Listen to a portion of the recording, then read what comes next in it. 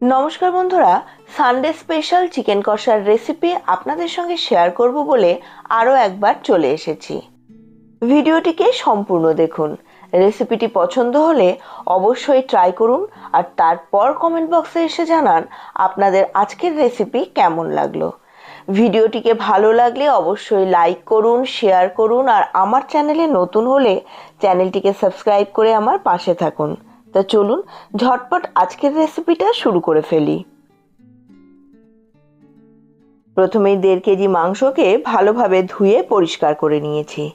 এবার মাংসটাকে ম্যারিনেট করার জন্য এখানে 3 চামচ টক দই, 1 মুঠো ধনেপাতা বাটা, স্বাদমতো লবণ, হলুদ আর 1 চামচ গোলমরিচের গুঁড়ো দিয়ে ভালো করে মাংসটাকে মাখিয়ে 1 ঘন্টার জন্য রেখে দেব। সমস্ত মশলার সঙ্গে মাংসটাকে মাখানোর সময়ে বেশ কচলে কচলে এটাকে মাখতে হবে। বেশ কিছুক্ষণ সময় ধরে মাংসটাকে মাখিয়ে নেবেন, তারপরে ঢেকে রেখে দেবেন। আপনারা চাইলে ফ্রিজেও রেখে দিতে পারেন। মাংসটাকে ম্যারিনেট করে রেখে দিয়েছি। এবার একটা মশলা বানিয়ে নেব। একটা মিক্সিং জারের মধ্যে 4 থেকে 5টা কাঁচা লঙ্কা, একটা টমেটো, 2টো রসুনের কোয়া, একটা মিডিয়াম সাইজের পেঁয়াজ আর সামান্য একটু আদা ভালো করে বেটে নেব। এই মশলাগুলো করার সময় এর মধ্যে গরম মশলাটাও দিয়ে দিয়েছি। এখানে আছে দারচিনি, লবঙ্গ ও এলাচ। এবার সবগুলোকে মিলে একদম মিহি একটা পেস্ট বানিয়ে নেব। বাঙালি বাড়ির মাংস রান্নাতে আলু তো দিতেই হবে, তাই কড়াই গরম করে এর মধ্যে কিছুটা সরষের তেল দিয়ে দিয়েছি। তেলটা যখন গরম হয়ে যাবে তখন সামান্য একটু লবণ ও হলুদ দিয়ে বড় বড় টুকরো করে কেটে রাখা আলুগুলোকে এর মধ্যে দিয়ে দেব। আলুগুলো ধুয়ে নিয়েছি, কিন্তু আগে থেকে লবণ ও হলুদ মাখাইনি। তেল গরম করার সময় এর মধ্যে যে লবণ ও হলুদটা দিয়েছিলাম সেটাই যথেষ্ট। আর আপনারা যদি তেলে লবণ ও হলুদ না দেন তবে অবশ্যই আলুতে লবণ ও হলুদ মাখিয়ে নেবেন। বেশ লাল করে ভেজে নিয়ে এবার আলুটাকে তুলে রেখে দেব। আলুগুলো তুলে রেখে এবার যে বাকি তেলটা রয়েছে এর মধ্যে কিন্তু মাংসটা বানিয়ে নেব।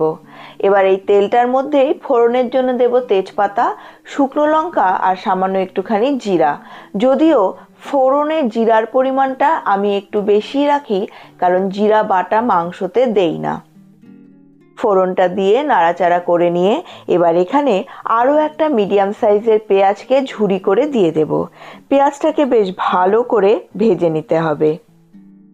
পেঁয়াজটা কিছুটা ভাজা হয়ে গেলেই এবার ওই তেলের মধ্যেই 1 মুঠো কারি পাতা আর আরও একটা ছোট সাইজের টমেটো কুচি করে দিয়ে দেব। সবগুলোকে ভালো করে ভেজে নিতে হবে যতক্ষণ না পর্যন্ত পেঁয়াজের রঙটা গোল্ডেন ব্রাউন হচ্ছে। আর দেখবেন এই সময়ই কারি পাতা ভাজারও একটা খুব সুন্দর গন্ধ বেরিয়ে আসছে। গন্ধটা বেরিয়ে এলে এবার এর মধ্যে পেস্ট করে রাখা সমস্ত মশলাটা দিয়ে মিনিট 5 মশলাটাকে ভালো করে কষিয়ে নেব। মশলাটাকে ভালোভাবে কষানোর সময় এর মধ্যে সামান্য একটুখানি হলুদ আর রঙের জন্য 1 চামচ কাশ্মীরি লঙ্কার গুঁড়ো দেব।